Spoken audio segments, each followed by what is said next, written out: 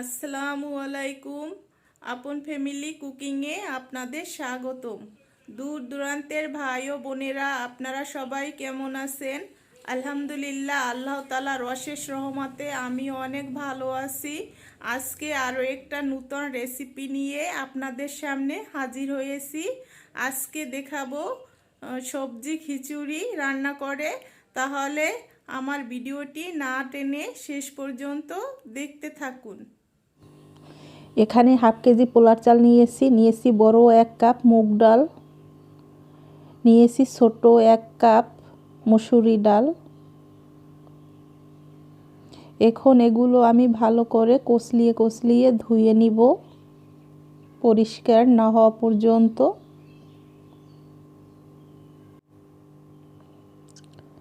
এই তো সুন্দর করে আমার ধোয়া হয়ে গেছে। চুলায় একটা পাতিল বসিয়েছি, দিয়ে দিলাম পরিমাণ মতো তেল। এখন দিয়ে দিলাম পরিমাণ মতো পেস্ট কুচি। এখন আমি পেস্টটা তেলের উপর ভালো করে নেড়েচেড়ে ভেজে নিব। দিয়ে দিলাম আদা রসুনের পেস্ট পরিমাণ মতো। এখন আমি তেলের উপর ভালো করে ভেজে নিব। এখন আমি তেলের উপর চাল ডালটা দিয়ে দিলাম। এখন আমি তেলের উপর এগুলো ভালো করে ভেজে নিব। দিয়ে দিলাম 1 চামচ হলুদের গুঁড়া, দিয়ে দিলাম 1 চামচ মরিচের গুঁড়া, দিয়ে দিলাম হাফ চামচ জিরার গুঁড়া, দিয়ে দিলাম হাফ চামচ ধনিয়ার গুঁড়া।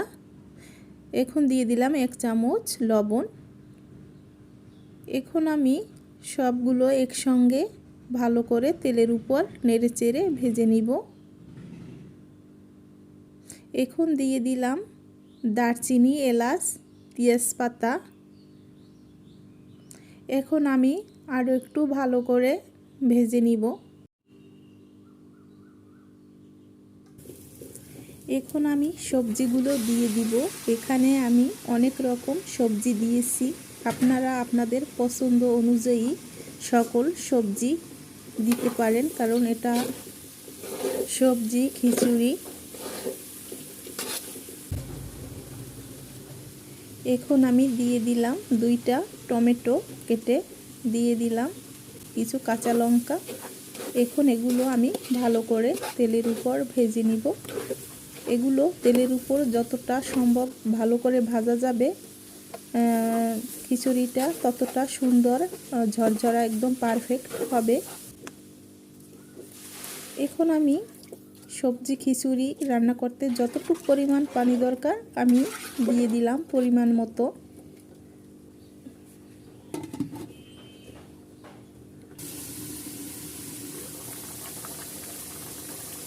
এই তো আমার সবজি খিচুড়িতে বলক উঠেছে।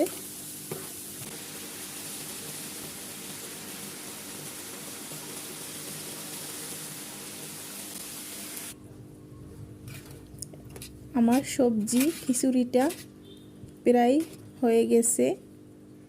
আমি কিছুক্ষণের জন্য দমে রেখে দিলাম। এই তো আমার সবজি খিচুড়িটা একদম পারফেক্টভাবে হয়ে গেছে।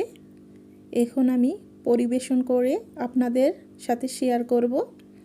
তাহলে দেখুন আমার সবজি খিচুড়ি কেমন হয়েছে, অবশ্যই আপনারা কমেন্টের মাধ্যমে জানাবেন। আর বন্ধুরা, একটু হলেও যদি আমার রেসিপিটি আপনাদের ভালো লেগে থাকে তাহলে অবশ্যই একটা সাবস্ক্রাইব করে দিবেন, লাইক কমেন্ট করে শেয়ার করে দিবেন। তাহলে আপনারা ভালো থাকবেন, সর্বদা সুস্থ থাকবেন। আসসালামু আলাইকুম, খোদা হাফেজ।